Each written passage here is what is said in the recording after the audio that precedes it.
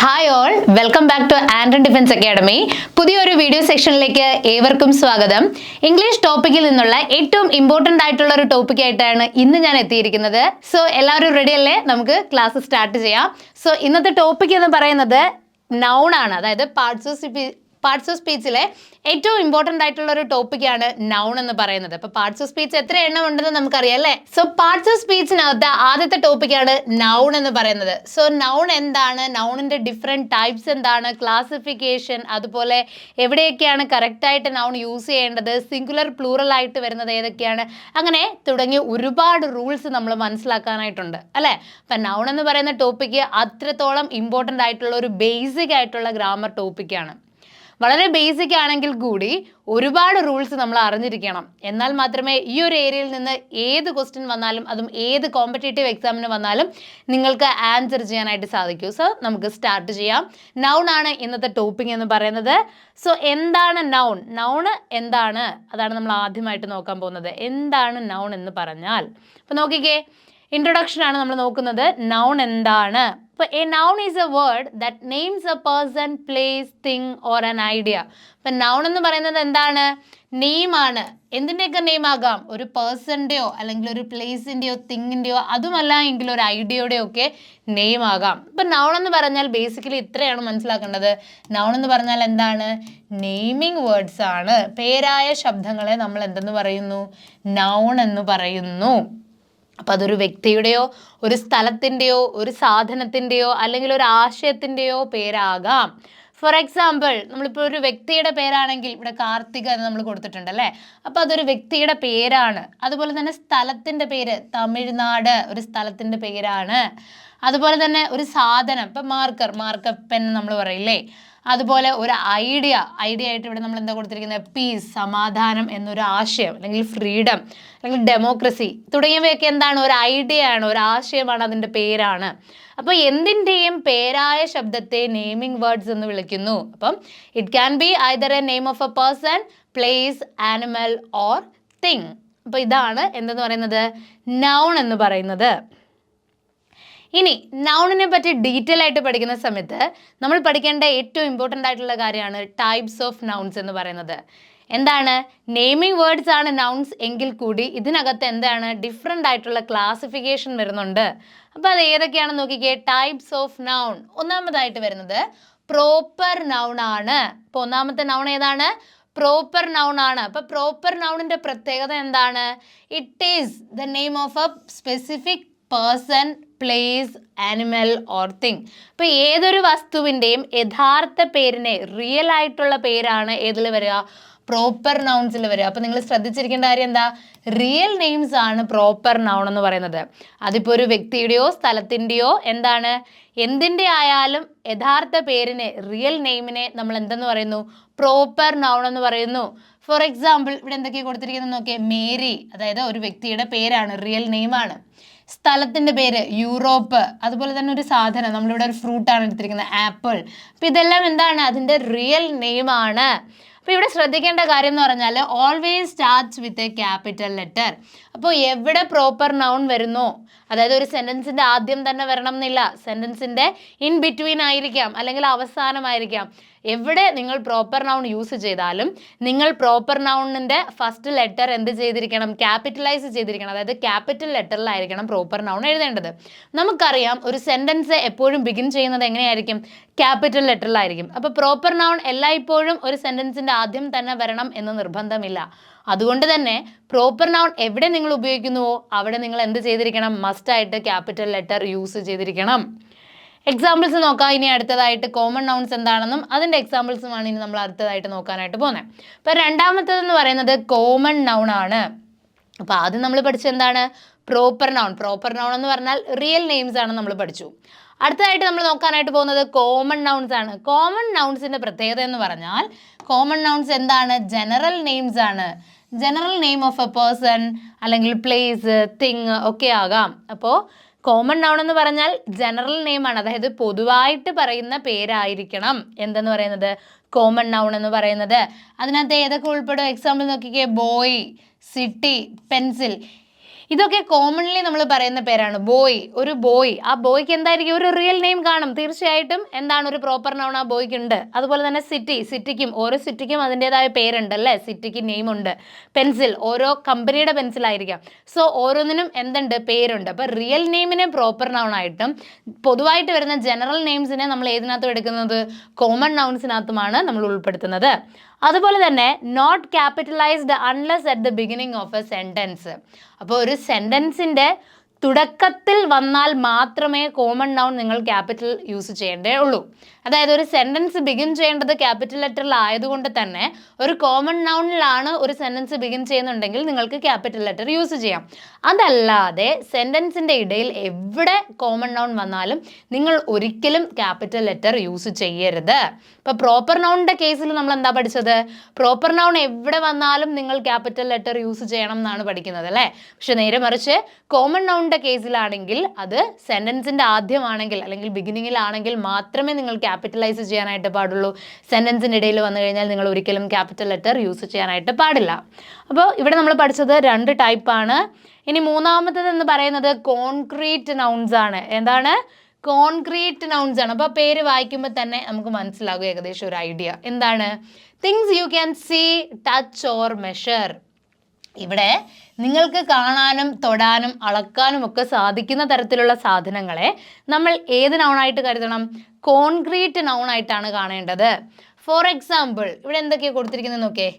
Grapes, table, bike തുടങ്ങിയ വസ്തുക്കളെയൊക്കെ നമുക്ക് കാണാനും തൊടാനും എന്താണ് അതിൻ്റെ മെഷർമെൻ്റ് എടുക്കാനും അല്ലെങ്കിൽ തൂക്കമാണെങ്കിൽ തൂക്കം നോക്കാനും ഒക്കെ കഴിയും അല്ലേ? അപ്പോൾ ഇത്തരത്തിൽ നിങ്ങൾക്ക് കാണാനും തൊടാനും മെഷർ ചെയ്യാനും ഒക്കെ പറ്റുന്ന തരത്തിലുള്ള നൗണുകളെ ഏതിൻ്റെ അണ്ടറിലാണ് നമ്മൾ വരുത്തുന്നത്? കോൺക്രീറ്റ് നൗണിൻ്റെ അണ്ടറിലാണ് നമ്മൾ പറയുന്നത് അല്ലേ? അതുപോലെ തന്നെ അബ്സ്ട്രാക്ട് നൗണിൻ്റെ കേസ് നോക്കുകയാണെങ്കിലോ നേരെ തിരിച്ചാണ്. കോൺക്രീറ്റ് നൗണിൻ്റെ നേരെ ഓപ്പോസിറ്റ് ആണ് അബ്സ്ട്രാക്ട് നൗൺ എന്ന് പറയുന്നത്. അതായത് ഫീലിങ്സ്, ഐഡിയാസ്, ക്വാളിറ്റീസ് ഒക്കെ ആയിരിക്കും. അത് നമുക്ക് തൊടാനോ അതുപോലെ തന്നെ കാണാനോ അളക്കാനോ സാധിക്കുന്നതായിരിക്കില്ല. അപ്പോൾ അബ്സ്ട്രാക്ട് നൗൺ എന്ന് പറഞ്ഞാൽ എന്തായിരിക്കും? ഒരു ആശയത്തിൻ്റെ പേരായിരിക്കാം, അല്ലെങ്കിൽ ഒരു ഫീലിംഗ് ആയിരിക്കാം, അല്ലെങ്കിൽ ഒരു ക്വാളിറ്റി ആയിരിക്കാം. പക്ഷെ അവിടെ നമുക്ക് കാണാനോ തൊടാനോ അളക്കാനോ സാധിക്കില്ല, അനുഭവിച്ചറിയാൻ മാത്രമേ സാധിക്കൂ അല്ലേ? ഫോർ എക്സാമ്പിൾ ഫ്രീഡം, സ്വാതന്ത്ര്യം, അതുപോലെ ലവ്, സ്നേഹം, ഓണസ്റ്റി, സത്യസന്ധത തുടങ്ങിയ കാര്യങ്ങൾ നമുക്ക് തൊടാനോ അളക്കാനോ ഒക്കെ സാധിക്കുമോ? ഒരിക്കലും ഇല്ല അല്ലേ? അവിടെ നമുക്ക് അനുഭവിച്ചറിയുക മാത്രമേ ഉള്ളൂ നമുക്ക് ആകെയുള്ള ഓപ്ഷൻ എന്ന് പറയുന്നത്. അപ്പോൾ ഇത്തരത്തിലുള്ള നൗണുകളെ നമ്മൾ പറയുന്ന പേരെന്താണ്? ആബ്സ്ട്രാക്ട് നൗൺ എന്നാണ് പറയുന്നത്. അപ്പോൾ ക്ലിയർ അല്ലേ? അപ്പോൾ നമ്മളിപ്പോൾ എത്ര നൗൺ പഠിച്ചു? Proper noun, common noun, concrete noun and abstract noun. 4 പ്രധാനപ്പെട്ട നൗണുകളാണ് ഇപ്പോൾ നമ്മൾ പഠിച്ചത്. ക്ലിയർ അല്ലേ? യെസ്. അപ്പോൾ നിങ്ങൾക്കായി ആൻഡ്രൻ ഡിഫൻസ് അക്കാഡമിയിൽ SSC GDയുടെ ഓൺലൈനും അതുപോലെ തന്നെ ഓഫ്ലൈൻ ബാച്ചുകൾ ഓൾറെഡി സ്റ്റാർട്ട് ചെയ്തിട്ടുണ്ട്. അപ്പോൾ നിങ്ങൾക്ക് ഓൺലൈനായിട്ട് അഡ്മിഷൻ എടുക്കാനായിട്ട് ആഗ്രഹമുണ്ടെങ്കിൽ നിങ്ങൾക്ക് വരുന്ന ഓൺലൈൻ ഫീ എന്ന് പറയുന്നത് 2500 രൂപ മാത്രമാണ്. ഈ ഒരു കോഴ്സ് നിങ്ങൾ പർച്ചേസ് ചെയ്യുകയാണെങ്കിൽ നിങ്ങൾക്ക് ലഭിക്കുന്ന ഫെസിലിറ്റീസ് നോക്കാം. നിങ്ങൾക്ക് ഡെയിലി ലൈവ് ക്ലാസ്സസ് ഉണ്ടായിരിക്കും. അതായത് നിങ്ങൾക്കായിട്ട് ഡെയിലി ലൈവ് ക്ലാസ്സസ് പ്രൊവൈഡ് ചെയ്യുന്നതാണ്. ഇൻ കേസ് നിങ്ങൾക്ക് ഈ ലൈവ് ക്ലാസ്സസ് അറ്റൻഡ് ചെയ്യാൻ പറ്റുന്നില്ല എന്നുണ്ടെങ്കിൽ നിങ്ങൾക്കായിട്ട് റെക്കോർഡഡ് സെക്ഷനും അവൈലബിൾ ആണ്. അതുപോലെ തന്നെ ആഴ്ചയിൽ 6 ദിവസം ക്ലാസ് പ്രൊവൈഡ് ചെയ്യുന്നതാണ്. ഡെയിലി പ്രാക്ടീസ് പേപ്പറുകളും അതുപോലെ തന്നെ 100-ൽ പരം മോക്ക് ടെസ്റ്റുകളും ഉൾപ്പെടുന്നതായിരിക്കും. അപ്പോൾ ഈ ഒരു കോഴ്സിന് ചേരാൻ ആഗ്രഹമുണ്ടെങ്കിൽ താഴെ കാണുന്ന കോൺടാക്ട് നമ്പറിൽ നിങ്ങൾ ഉടൻ തന്നെ ബന്ധപ്പെടുക. അപ്പോൾ ഈ ഒരു കോഴ്സുമായിട്ട് ബന്ധപ്പെട്ട് എന്തെങ്കിലും സംശയങ്ങളോ അതുമല്ല മറ്റേതെങ്കിലും ഡിഫൻസ് റിലേറ്റഡ് ആയിട്ടുള്ള ഡൗട്ടുകൾ കാര്യങ്ങളൊക്കെ നിങ്ങൾക്കുണ്ടെങ്കിലും ഈ ഒരു കോൺടാക്ട് നമ്പറിൽ നിങ്ങൾക്ക് ബന്ധപ്പെടാവുന്നതാണ്. സോ ലിമിറ്റഡ് സീറ്റുകൾ മാത്രമാണ് ഇനി അവൈലബിൾ ആയിട്ടുള്ളത്. ഉടൻ തന്നെ നിങ്ങളുടെ സീറ്റുകൾ ഉറപ്പിക്കുക. ക്ലിയർ? അടുത്തതായിട്ട് നമ്മൾ നോക്കാനായിട്ട് പോകുന്നത് കൗണ്ടബിൾ നൗൺസ് ആൻഡ് അൺകൗണ്ടബിൾ നൗൺസിനെ പറ്റിയിട്ടാണ്. എന്താണ് കൗണ്ടബിൾ നൗൺസ്, അതുപോലെ തന്നെ എന്താണ് അൺകൗണ്ടബിൾ നൗൺസ്? അപ്പം നമുക്കറിയാം കൗണ്ടബിൾ നൗൺസ് എന്ന് പറഞ്ഞാൽ എന്താണ്? Things you can count. വളരെ ഈസി ആയിട്ട് പറഞ്ഞാൽ നമുക്ക് എണ്ണി നോക്കാൻ പറ്റുന്ന, എണ്ണി തിട്ടപ്പെടുത്താൻ കഴിയുന്ന തരത്തിലുള്ള നൗൺസിനെ നമ്മൾ കൗണ്ടബിൾ നൗൺസ് എന്നാണ് പറയുക. For example book, chair. അപ്പോൾ ഒന്ന് എന്ന് കാണിക്കണമെങ്കിൽ ബുക്ക് എന്ന് മാത്രം പറഞ്ഞാൽ മതി അല്ലേ? ബുക്ക്. പക്ഷേ ഒന്നിൽ കൂടുതലുണ്ടെങ്കിൽ നമ്മൾ എസ് ഇട്ട് ചേർക്കുന്നു. എസ് അല്ലെങ്കിൽ ES ചേർക്കണം അല്ലേ? ബുക്ക് എങ്ങനെയാണ് പ്ലൂറൽ ആവുന്നത്? ബുക്സ് എന്നാകുമ്പോൾ. ചെയറോ ചെയേഴ്സ് എന്നാക്കുമ്പോഴാണ് പ്ലൂറൽ ആവുന്നത് അല്ലേ? അപ്പോൾ ഇത്തരത്തിലുള്ള നൗണുകളുടെ പ്രത്യേകത എന്ന് പറഞ്ഞാൽ അതിനെ എണ്ണാൻ പറ്റുന്നതായിരിക്കും, കൗണ്ട് ചെയ്യാൻ പറ്റുന്നതായിരിക്കും. അങ്ങനെയുള്ള നൗണുകളെ നമ്മൾ എന്ത് പറയും? കൗണ്ടബിൾ നൗൺസ് എന്ന് പറയും. എന്ത് പറയും? Countable nouns. അടുത്തതായിട്ട് അൺകൗണ്ടബിൾ നൗൺസ് ആണ്. അപ്പോൾ നമുക്കറിയാം ഇതിൻ്റെ നേരെ ഓപ്പോസിറ്റ് ആയിരിക്കും അല്ലേ. തിങ്സ് യു കനോട്ട് കൗണ്ട്, നിങ്ങൾക്ക് എണ്ണാൻ സാധിക്കാത്ത തരത്തിലുള്ള നൗണുകളാണ് അൺകൗണ്ടബിൾ നൗൺസ് എന്ന് പറയുന്നത്. ഇതിനകത്ത് എന്തൊക്കെ ഉൾപ്പെടുന്നു? വാട്ടർ, ഷുഗർ, ഇൻഫർമേഷൻ തുടങ്ങിയ കാര്യങ്ങളൊക്കെയാണ് ഇതിനകത്ത് വരുന്നത്. അതായത് നിങ്ങൾക്ക് ഓരോന്നോരോന്നായിട്ട് എണ്ണാൻ പറ്റില്ല, അവിടെ മെഷർ ചെയ്യാൻ പറ്റും, പക്ഷെ എന്ത് ചെയ്യാൻ പറ്റുന്നില്ല? കൗണ്ട് ചെയ്യാനായിട്ട് പറ്റില്ല എന്നതാണ് പ്രത്യേകത. അതുപോലെ തന്നെ don't use a or an with uncountable nouns. ശ്രദ്ധിച്ചിരിക്കുക, അൺകൗണ്ടബിൾ നൗൺസിനോടൊപ്പം നിങ്ങൾ എന്ത് ചേർക്കാൻ പാടില്ല? എ അല്ലെങ്കിൽ ആൻ ഉപയോഗിക്കാൻ പാടില്ല. അപ്പോൾ അൺകൗണ്ടബിൾ നൗൺസ് ആണെങ്കിൽ നമ്മൾ ഒരിക്കലും എയും ആനും ഉപയോഗിക്കാനായിട്ട് പാടില്ല. അപ്പോൾ എ വാട്ടർ എന്ന് നമുക്ക് പറയാൻ പറ്റുമോ? ഇല്ല, അത് തെറ്റാണ്. എ ഷുഗർ എന്ന് പറയോ? ഇല്ല അല്ലേ. എ ലിറ്റർ ഓഫ് വാട്ടർ എന്ന് പറയാം, 1 ലിറ്റർ വെള്ളം എന്ന് പറയാം, പക്ഷെ വാട്ടറിനോടൊപ്പം എന്ത് ചേർക്കരുത്? എ ചേർക്കാൻ പാടില്ല. അപ്പോൾ എയും ആനും എന്തിനോടൊപ്പം ചേർക്കാൻ പാടില്ല? അത് ഓർത്ത് വെച്ചിരിക്കുക. എയും ആനും ഒരിക്കലും എന്താണ്? അൺകൗണ്ടബിൾ നൗൺസിനോടൊപ്പം നമ്മൾ ചേർക്കാനേ പാടില്ലാത്തതാണ്. അപ്പോൾ അത് ക്ലിയർ ആയിട്ട് അത് മനസ്സിലാക്കി വെച്ചിരിക്കുക. ഒരിക്കലും നിങ്ങൾ അൺകൗണ്ടബിൾ നൗൺസിനോടൊപ്പം ഇൻഡെഫിനിറ്റ് ആർട്ടിക്കിൾ ആയിട്ടുള്ള എയും ആനും യൂസ് ചെയ്യരുത്. ക്ലിയർ അല്ലേ? അടുത്തതായിട്ട് നമ്മൾ നോക്കാനായിട്ട് പോകുന്ന മെയിൻ ടോപ്പിക് എന്ന് പറയുന്നത്, അതായത് നൗണിനകത്ത് തന്നെ വരുന്ന ടൈപ്സിനകത്ത് വരുന്ന ഏറ്റവും പ്രധാനപ്പെട്ട ഒരു ടോപ്പിക്കാണ് കളക്റ്റീവ് നൗൺ എന്ന് പറയുന്നത്. നമ്മൾ ടൈപ്സ് ഓഫ് നൗൺ ആണ് പഠിക്കുന്നത്. അതിൽ തന്നെ ഏറ്റവും പ്രധാനപ്പെട്ട ഒരു ടൈപ്പാണ് എന്തെന്ന് പറയുന്നത്? കളക്റ്റീവ് നൗൺ എന്ന് പറയുന്നത്. അപ്പോൾ എന്താണ് കളക്റ്റീവ് നൗൺ? നോക്കാം. A collective noun is a word that refers to a group of people, animals or things considered as a single unit. ഇവിടെ ശ്രദ്ധിക്കേണ്ട കാര്യം എന്ന് പറഞ്ഞാൽ കളക്റ്റീവ് നൗണിനകത്ത് വരുന്ന ഓരോ നൗണിനെയും നമ്മൾ സിംഗിൾ യൂണിറ്റ് ആയിട്ട് അല്ലെങ്കിൽ സിംഗുലർ യൂണിറ്റ് ആയിട്ടാണ് കാണേണ്ടത്. ഇപ്പോൾ ഫോർ എക്സാമ്പിൾ ഞാൻ പറയാണ് ടീം എന്ന്. അപ്പോൾ ടീം എന്ന് പറയുമ്പോൾ നമുക്കറിയാം ഒരുപാട് മെമ്പേഴ്സ് അടങ്ങുന്നതാണ് ഒരു ടീം എന്ന് പറയുന്നത് അല്ലേ. അപ്പോൾ അതൊരു പ്ലൂറൽ ആണെങ്കിൽ കൂടി ടീം എന്ന് പറയുന്ന കളക്റ്റീവ് നൗണിനെ നമ്മൾ സിംഗിൾ യൂണിറ്റ് ആയിട്ടാണ് കാണേണ്ടത്. അപ്പോൾ ടീം എന്ന് പറയുന്നത് എന്താണ്? ഒരു സിംഗിൾ യൂണിറ്റ് ആയിട്ട് കണക്കാക്കണം, അതായത് സിംഗുലർ സബ്ജക്റ്റ് ആയിട്ട് നിങ്ങൾ കണക്കാക്കണം എന്നാണ് പറഞ്ഞിരിക്കുന്നത്. അപ്പോൾ നമുക്കറിയാം കളക്റ്റീവ് നൗൺ എന്ന് പറഞ്ഞാൽ ഒരു കൂട്ടം എന്നുള്ള അർത്ഥമാണെങ്കിൽ കൂടി നമ്മൾ അവിടെ എന്തായിട്ട് കാണുന്നു? സിംഗിൾ യൂണിറ്റ് ആയിട്ട് കാണുന്നത് കൊണ്ട് സിംഗുലർ ആയിട്ട് നമ്മൾ കാണണം എന്നാണ് പറയാറുള്ളത്. ക്ലിയർ അല്ലേ? മനസ്സിലാവുന്നുണ്ടല്ലോ? അപ്പോൾ അതാണ് എന്തെന്ന് പറയുന്നത്? കളക്റ്റീവ് നൗൺ എന്ന് പറയുന്നത്. അപ്പോൾ നമുക്ക് കുറച്ച് എക്സാമ്പിൾസ് നോക്കാം. അപ്പോൾ നിങ്ങൾക്ക് കൂടുതലായിട്ട് ക്ലിയർ ആവും എന്താണ് ഈ പറയുന്ന കളക്റ്റീവ് നൗൺസിൻ്റെ പ്രത്യേകത. അപ്പോൾ നോക്കിക്കേ, കളക്റ്റീവ് നൗൺസ് എന്താണ്, എങ്ങനെ നമുക്ക് കളക്റ്റീവ് നൗൺസിനെ അൺകൗണ്ടബിൾ ആക്കി കാണാം. അപ്പോൾ നോക്കിക്കേ, team. First one, team. A team of players is practising on the field. ഇവിടെ എ ടീം എന്നാണ് ചേർത്തത്. അപ്പോൾ കളക്റ്റീവ് നൗണിൻ്റെ പ്രത്യേകത എന്ന് പറഞ്ഞാൽ അൺകൗണ്ടബിൾ ആയിട്ടല്ല, അതിനൊരു സിംഗിൾ യൂണിറ്റ് ആയിട്ടാണ് നമ്മൾ കാണേണ്ടത്. അതാണ് ഫസ്റ്റ് പോയിന്റ്. സിംഗിൾ യൂണിറ്റ് ആയിട്ട് കാണുന്ന സമയത്ത് നമുക്കവിടെ എ അല്ലെങ്കിൽ ആൻ യൂസ് ചെയ്യാം. പക്ഷെ നേരത്തെ നമ്മൾ പഠിച്ചത് എന്താണ്? അൺകൗണ്ടബിൾ നൗൺസിനോടൊപ്പം ഒരിക്കലും എ ഓർ ആൻ യൂസ് ചെയ്യരുത്. പക്ഷേ കളക്റ്റീവ് നൗണിനകത്ത് ഓരോ നൗണിനെയും നമ്മൾ സിംഗിൾ യൂണിറ്റ് ആയിട്ട് കാണുന്നത് കൊണ്ട് സിംഗുലർ എന്നുള്ള ഐഡിയ ആണ് നമുക്കിവിടെ ലഭിക്കുന്നത് അല്ലേ. അപ്പോൾ നമുക്കിവിടെ എ അല്ലെങ്കിൽ ആൻ യൂസ് ചെയ്തേ മതിയാകൂ, അത് ശ്രദ്ധിക്കുക. ഓക്കെ. അടുത്തത് flock. A flock of birds flew across the sky. അപ്പോൾ ഇവിടെ ഫ്ലോക്ക് എന്ന് പറയുന്നതാണ് കളക്റ്റീവ് നൗൺ അല്ലേ. അപ്പോൾ അതിനെ ഒരു ഗ്രൂപ്പായിട്ട് കാണുന്നത് കൊണ്ട് ഫ്ലോക്ക് ഓഫ് ബേർഡ്സ് എന്ന് പറഞ്ഞാൽ ഒരു കൂട്ടം പക്ഷികൾ എന്ന് തന്നെയാണ്. പക്ഷേ ഫ്ലോക്ക് എന്ന് പറഞ്ഞാൽ എന്താണ്? കളക്റ്റീവ് നൗൺ ആണ്, അതൊരു സിംഗിൾ യൂണിറ്റ് ആണ്. അതുകൊണ്ട് നിങ്ങൾ അവിടെ യൂസ് ചെയ്യണം ഏത്? ഇൻഡെഫിനിറ്റ് ആർട്ടിക്കിൾ ആയിട്ടുള്ള എ. അടുത്തത് ക്ലാസ് ആണ്. The class is writing their exam. ഇവിടെ ക്ലാസ് എന്ന് പറയുന്നത് എന്താണ്? ക്ലാസ്സിൽ ഒരുപാട് കുട്ടികളുണ്ട്, നമുക്കറിയാം അല്ലെ. കുട്ടികൾ എക്സാം എഴുതുന്നു എന്നുള്ള മീനിങ് ആണെങ്കിൽ കൂടി ക്ലാസ് എന്ന് പറയുന്നത് കളക്റ്റീവ് നൗൺ ആണ്. അതുകൊണ്ട് നമ്മളിവിടെ ചേർക്കേണ്ടത് സിംഗുലർ ആയിട്ടുള്ള വെർബായിരിക്കണം. അപ്പം ഈസ് റൈറ്റിംഗ്. അടുത്തത് herd. A herd of cattle grazed in the meadow. അപ്പോൾ ഹേർഡ് ആണ് ഇവിടെ കളക്റ്റീവ് നൗൺ. എന്താണ്? സിംഗിൾ യൂണിറ്റ് ആണ്, സിംഗുലർ സബ്ജക്റ്റ് ആയിട്ടാണ് കാണുന്നത്, അതുകൊണ്ട് എ ചേർക്കുന്നു. അടുത്തത് ലാസ്റ്റ് വൺ എന്ന് പറയുന്നത് ബൊക്കെ ആണ്. ബൊക്കെ എന്ന് പറയുമ്പോൾ she received A bouquet of flowers on her birthday. കണ്ടോ, എ ബൊക്കെ ഓഫ് ഫ്ലവേഴ്സ് എന്നാണ് പറയുന്നത്. അപ്പോൾ എ ബൊക്കെ എന്ന് പറഞ്ഞാൽ ബൊക്കയിൽ ഒരുപാട് പൂക്കളാണെന്ന് നമുക്കറിയാം ആണ്. പക്ഷേ എന്താണ് പ്രത്യേകത? ബൊക്കെ എന്ന് പറയുന്നത് ഒരു സിംഗിൾ യൂണിറ്റ് ആയതുകൊണ്ടാണ് എന്ത് വരുന്നത്? നമ്മളിവിടെ എ അല്ലെങ്കിൽ ആൻ ചേർക്കണം എന്ന് പറയുന്നത്. ക്ലിയർ അല്ലേ? Collective noun.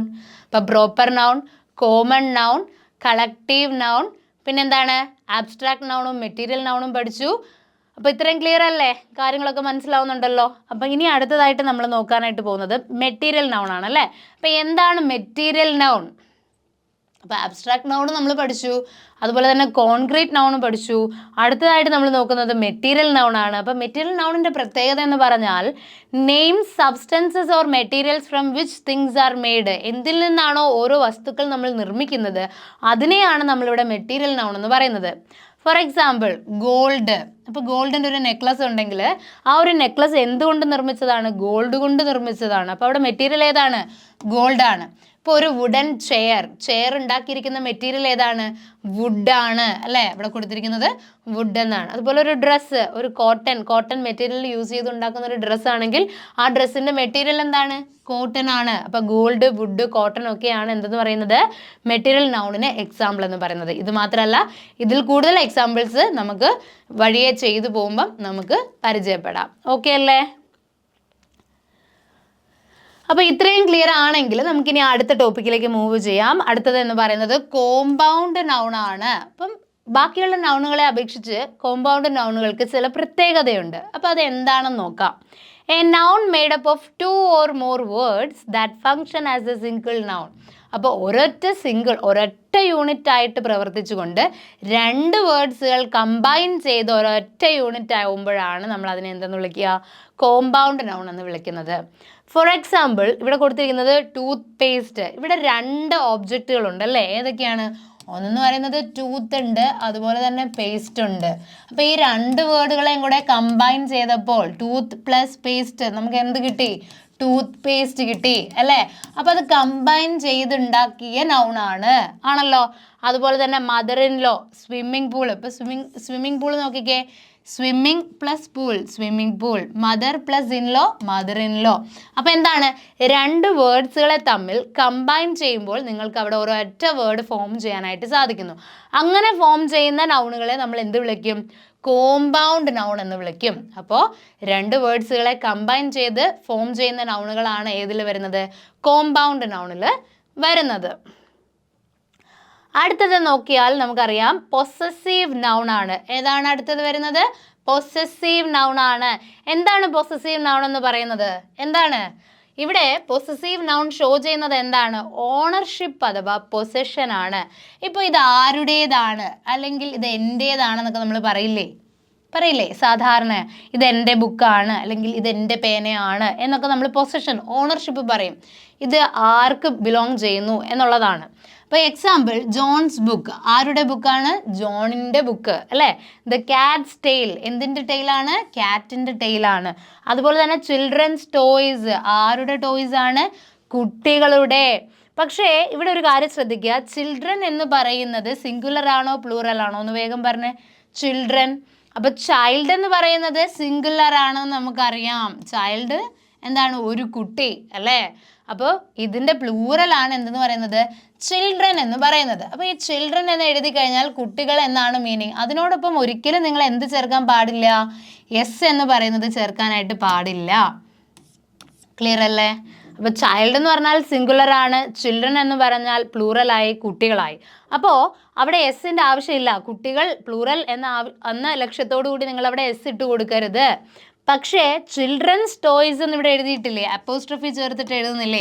അവിടെ നമ്മളത് ഓണർഷിപ്പാണ് ഷോ ചെയ്യുന്നത് അല്ലേ. ചിൽഡ്രൻസ്, ആരുടെ? കുട്ടികളുടെ.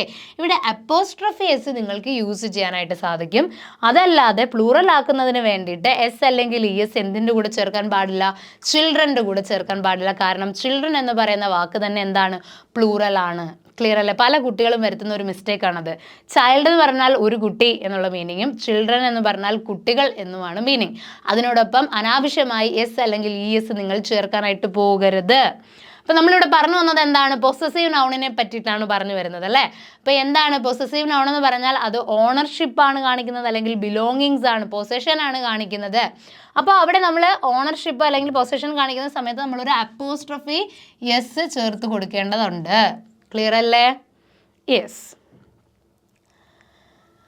അപ്പോൾ നമ്മൾ ഇത്രയും നേരം പഠിച്ചത് എന്താണ്? ഡിഫറെൻറ്റ് ടൈപ്സ് ഓഫ് നൗൺസ് ആണ് അല്ലേ? നൗണിൻ്റെ വ്യത്യസ്ത തരം ക്ലാസിഫിക്കേഷൻസ് ആണ് നമ്മൾ നോക്കിക്കൊണ്ടിരുന്നത്. ഇനി നമ്മൾ പോകുന്നത് ഒരു ഇമ്പോർട്ടൻ്റ് ആയിട്ടുള്ള ഒരു ടോപ്പിക്കിലേക്കാണ് നമ്മൾ നേരെ പോകുന്നത്. അതാണ് ജെറണ്ട് എന്ന് പറയുന്നത്. എന്താണ്? ജെറണ്ട്. GERUND. ജെറണ്ട്. അപ്പോൾ ജെറണ്ട് അല്ലെങ്കിൽ വെർബൽ നൗൺ. എന്താണ് ജെറണ്ട് അല്ലെങ്കിൽ എന്താണ് വെർബൽ നൗൺ? അപ്പോൾ നോക്കിക്കേ, a noun formed from a verb by adding ING.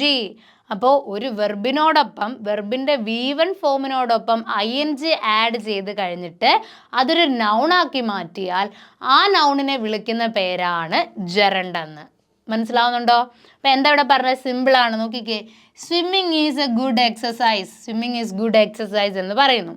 അപ്പോൾ സ്വിമ്മിങ് എന്ന് പറയുന്നതാണ് ഈ ഒരു സെൻറ്റൻസിലെ നൗൺ എന്ന് പറയുന്നത്. ഇവിടെ സ്വിമ്മിങ് എന്ന് പറയുന്നത് ഒരു വെർബായിട്ടല്ല ആക്ട് ചെയ്യുന്നത്. ഇവിടെ ആരെങ്കിലും സ്വിമ്മ് ചെയ്യുന്ന നീന്തുന്ന കാര്യമാണോ നമ്മൾ ഈ സെൻറ്റൻസിൽ പറയുന്നത്? അല്ല. മറിച്ച് സ്വിമ്മിങ് എന്ന് പറയുന്നത് വളരെ നല്ലൊരു എക്സസൈസ് ആണ് എന്നാണ് പറയുന്നത്. അപ്പോൾ സ്വിമ്മിങ് എന്തായിട്ടാണ് ഇവിടെ നിൽക്കുന്നത്? നൗൺ ആയിട്ടാണ് ഇവിടെ ആക്ട് ചെയ്യുന്നത് അല്ലേ? അപ്പോൾ സ്വിം എന്ന് പറയുന്ന വെർബിന് നമുക്കറിയാം, SWIM, സ്വിം. അത് V1 ഫോമിലാണെന്ന് നമുക്കറിയാം. V1 ഫോമിലുള്ള സ്വിമ്മിൻ്റെ കൂടെ ING ചേർക്കുമ്പോൾ അതെന്താവും? സ്വിമ്മിങ് എന്നായി മാറും. സ്പെല്ലിങ്ങിൽ M വരും, ഒരു ചേഞ്ച് കൂടി വരും അല്ലേ? സ്വിമ്മിങ് എന്നായി മാറും. ഇനി ഈ വെർബിനെ നമ്മൾ ഈ ഒരു സെൻറ്റൻസിൽ വെർബായിട്ടാണോ നിർത്തുന്നത്? അല്ല. ഇതിനെ നമ്മൾ എന്തായിട്ടാണ് നിർത്തുന്നത്? ഒരു നൗൺ ആയിട്ടാണ് ഇതിനെ കൊണ്ടുവന്നിരിക്കുന്നത്.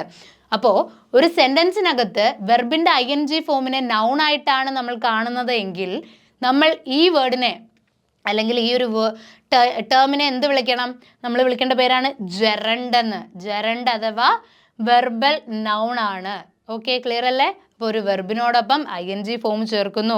അപ്പോൾ വെർബിനോടൊപ്പം സാധാരണഗതിയിൽ ING ചേർത്താൽ അതെന്താണ്? പ്രസൻറ്റ് പാർട്ടിസിപ്പിൾ എന്നാണ് നമ്മൾ പഠിച്ചിട്ടുള്ളത്.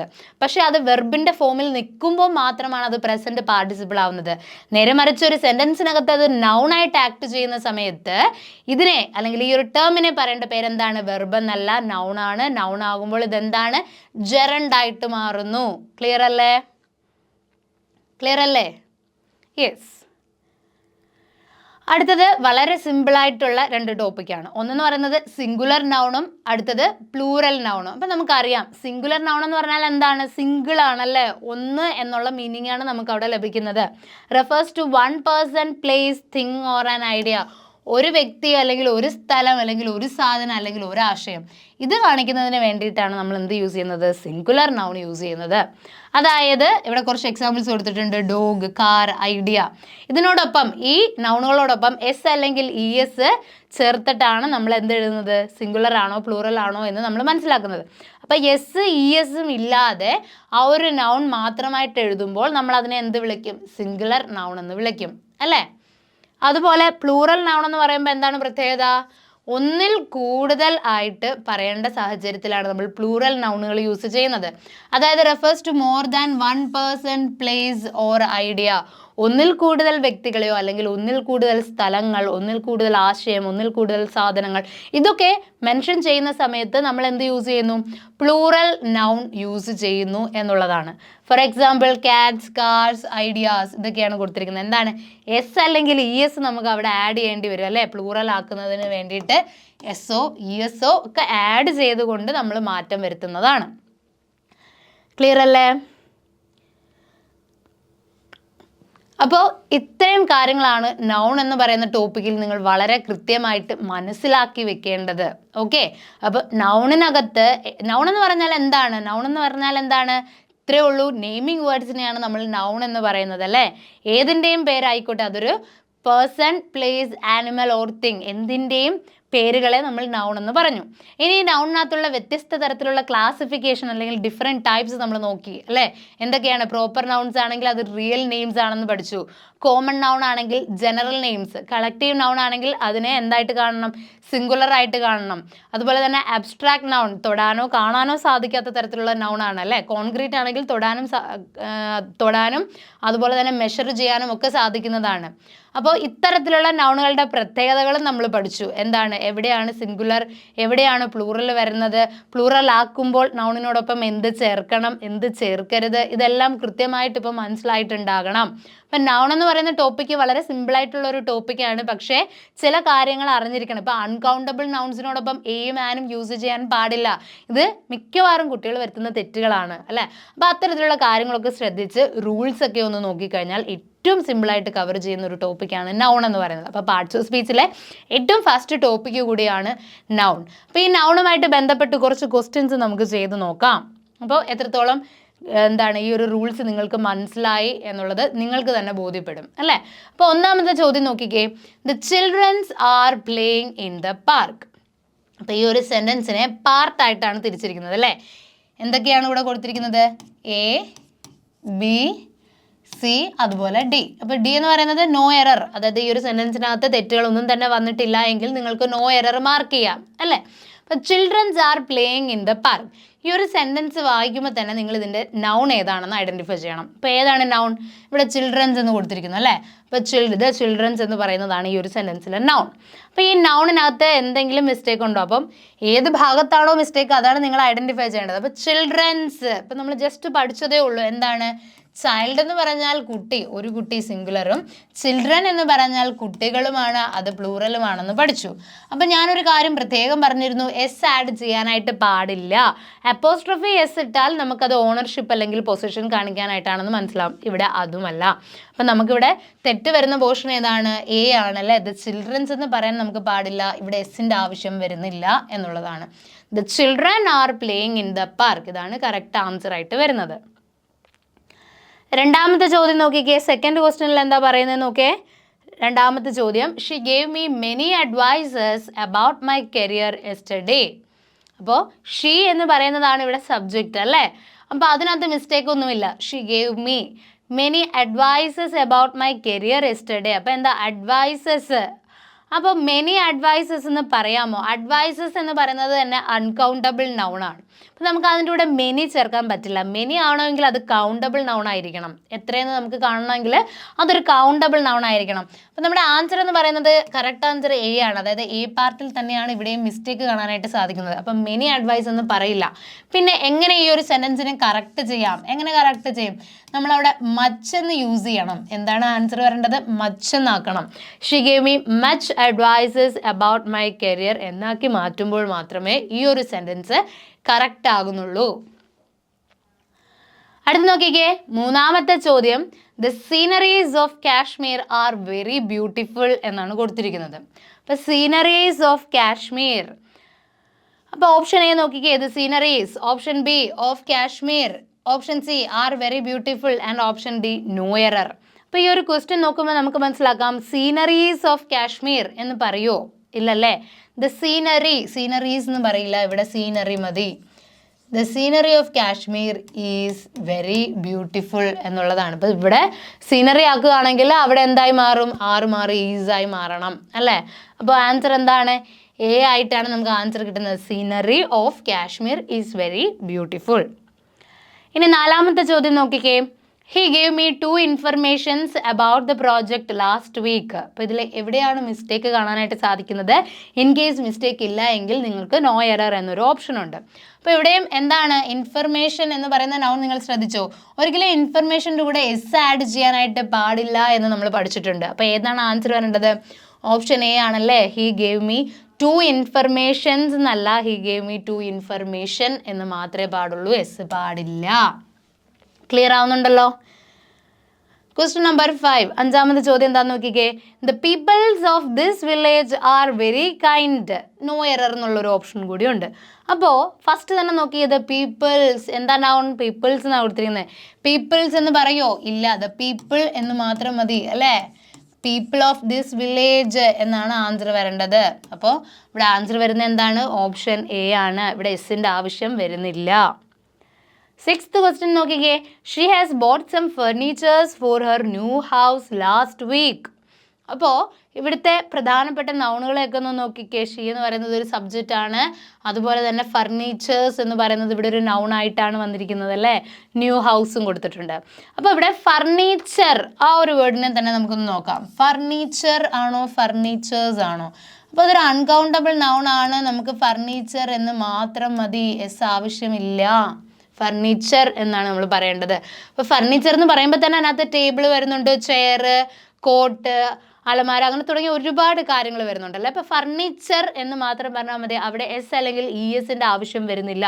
അപ്പോൾ ഏതാണ് കറക്റ്റ് ആൻസർ? എ ആണ്. She has bought some furnitures എന്നല്ല, ഫർണിച്ചർ എന്നാണ് ആൻസർ വരേണ്ടത്. ഏഴാമത്തെ ചോദ്യം നോക്കിക്കേ. My father has 2 dozens of mangoes in the basket. My father has 2 dozens എന്നാണ് പറഞ്ഞിരിക്കുന്നത്. നിങ്ങൾ ശ്രദ്ധിച്ചോ? അത് ഫസ്റ്റ് പാർട്ട് നിങ്ങൾ ശ്രദ്ധിച്ചോ? 2 ഡസൻസ് എന്ന് പറയാനായിട്ട് പറ്റുമോ? ഡസൺ എന്ന് പറഞ്ഞാൽ അതിനകത്ത് എത്ര എണ്ണം ഉൾപ്പെടുന്നുണ്ട്? 12 എണ്ണം. അപ്പോൾ 2 ഡസൺ ആവുമ്പോൾ 12 എത്ര? 24 ആകുന്നുണ്ട്. അപ്പോൾ അത് പ്ലൂറൽ ആണ്. അപ്പോൾ അവിടെ നമുക്ക് ഓൾറെഡി എന്താണ്, എസിൻ്റെ ആവശ്യം വരുന്നില്ല എന്നാണ് നമ്മൾ മനസ്സിലാക്കേണ്ട കാര്യം അല്ലേ. My father has 2 dozen. Dozens എന്ന് പറഞ്ഞാൽ എന്താണ്? അത് തെറ്റാണ്. ഡസൺ എന്ന് പറയുന്നത് ഓൾറെഡി എന്താണ്, പ്ലൂറലിൽ കിടക്കുകയാണല്ലേ. ഡസൺ എന്ന് പറഞ്ഞാൽ അതിനകത്ത് എത്ര നമ്പേഴ്സ് ഉണ്ടെന്ന് നമുക്കറിയാം. അതൊരു കളക്റ്റീവ് നൗൺ കൂടിയാണ്. അപ്പോൾ അതിൻ്റെ കൂടെ എസ് അല്ലെങ്കിൽ ഇ എസ് ആവശ്യമായിട്ട് വരുന്നില്ല. സോ ഏഴാമത്തെ ക്വസ്റ്റ്യൻ്റെ ആൻസർ എന്ന് പറയുന്നത് ഓപ്ഷൻ എ ആണ്. അപ്പോൾ നിങ്ങൾക്കായിട്ട് ആൻഡ്രൻ ഡിഫൻസ് അക്കാഡമിയിൽ 2 ഓൺലൈൻ പ്ലാറ്റ്ഫോമുകളാണ് ഉള്ളത്. ഒന്നെന്ന് പറയുന്നത് ആൻഡ്രൻ army navy SSC RRB academy എന്ന് പറയുന്ന ടെലിഗ്രാം ചാനലാണ്. ഈ ഒരു ചാനലിൽ ഇതുവരെയും നിങ്ങൾ ജോയിൻ ചെയ്തിട്ടില്ല എന്നുണ്ടെങ്കിൽ ഉടൻ തന്നെ ജോയിൻ ചെയ്യുക. ഫ്രീ ആയിട്ട് മോക്ക് ടെസ്റ്റുകൾ നിങ്ങൾക്ക് ചെയ്യാനായിട്ടുള്ള അവസരങ്ങളും അതുപോലെ തന്നെ ഇമ്പോർട്ടൻ്റ് ആയിട്ടുള്ള അപ്ഡേറ്റ്സുകൾ, നോട്ടിഫിക്കേഷൻ തുടങ്ങി എല്ലാ വിവരങ്ങളും നിങ്ങൾക്ക് ഈ ഒരു ചാനൽ വഴി ലഭിക്കുന്നതാണ്. സോ ഉടൻ തന്നെ ഈ ഒരു ചാനൽ നിങ്ങൾ ഫോളോ ചെയ്തിട്ടേക്കുക. അടുത്തതായിട്ട് നമ്മൾ നോക്കാനായിട്ട് പോകുന്നത് 8ാമത്തെ ചോദ്യമാണ്. എന്താണ് ചോദ്യം?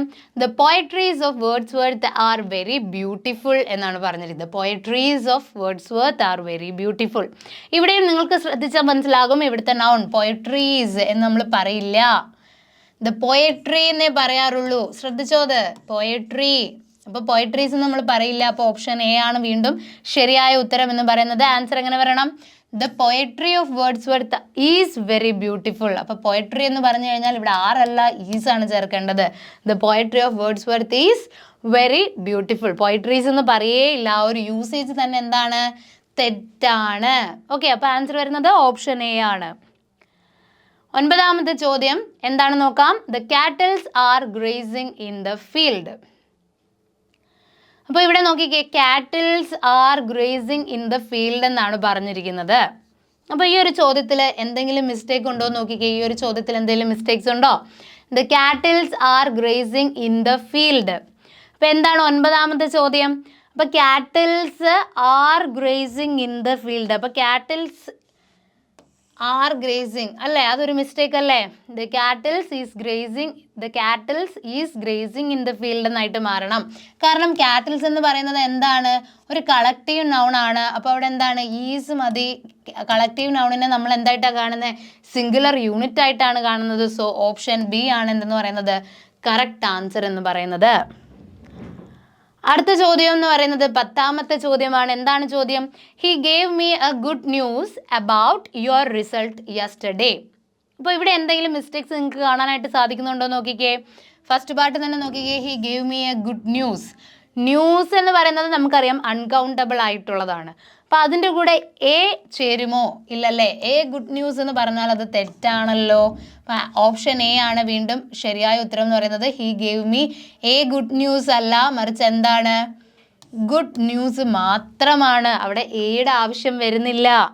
ക്ലിയർ അല്ലേ? അപ്പോൾ he gave me A good news എന്ന് പറയില്ല. He gave me good news എന്നാണ് ആൻസർ വരേണ്ടത്. അപ്പോൾ നിങ്ങൾക്കായിട്ട് ആൻഡ്രൻ ഡിഫൻസ് അക്കാഡമിയിൽ പ്രൊവൈഡ് ചെയ്തിട്ടുള്ള ഒരു പ്ലാറ്റ്ഫോമാണ് എന്തെന്ന് പറയുന്നത് വാട്സപ്പ് ചാനൽ എന്ന് പറയുന്നത്. സോ ഈ ഒരു ചാനലിൽ നിങ്ങൾ ഇതുവരെയും ഫോളോ ചെയ്തിട്ടില്ല എന്നുണ്ടെങ്കിൽ നിങ്ങൾ തീർച്ചയായിട്ടും ഈ ഒരു ചാനൽ ഫോളോ ചെയ്തിടുക. ഇമ്പോർട്ടൻ്റ് ആയിട്ടുള്ള അപ്ഡേറ്റുകൾ, നോട്ടിഫിക്കേഷൻ, ലൈവ് ക്ലാസ്സിൻ്റെ അപ്ഡേറ്റുകൾ തുടങ്ങി എല്ലാ വിവരങ്ങളും നിങ്ങൾക്ക് ഈ ഒരു ചാനൽ വഴി ലഭിക്കുന്നതായിരിക്കും. സോ ഈ ഒരു ക്ലാസ് ഇവിടെ സോ ഈ ഒരു വീഡിയോ ക്ലാസ് ഇവിടെ നമ്മൾ അവസാനിപ്പിക്കുകയാണ്. അപ്പം വീണ്ടും അടുത്ത വീഡിയോ സെഷനുമായിട്ട് നമുക്ക് വീണ്ടും കണ്ടുമുട്ടാം. വീണ്ടും പുതിയൊരു ടോപ്പിക്കുമായിട്ടായിരിക്കും ഞാൻ എത്തുന്നത്. അപ്പോൾ ഇന്നത്തെ ഈ ഒരു ടോപ്പിക് എല്ലാവർക്കും ക്ലിയർ ആയിട്ട് മനസ്സിലായി എന്ന് തന്നെ വിശ്വസിക്കുന്നു. അപ്പോൾ ഈ ഒരു ടോപ്പിക്കുമായിട്ട് ബന്ധപ്പെട്ട് കൂടുതൽ ക്വസ്റ്റ്യൻസ് നിങ്ങൾ എന്ത് ചെയ്യുക, പ്രിപ്പയർ ചെയ്യുക. ഓക്കെ, അപ്പോൾ നമുക്ക് ഈ ഒരു സെഷൻ ഇവിടെ അവസാനിപ്പിക്കാം. Okay, thank you. Thanks for watching.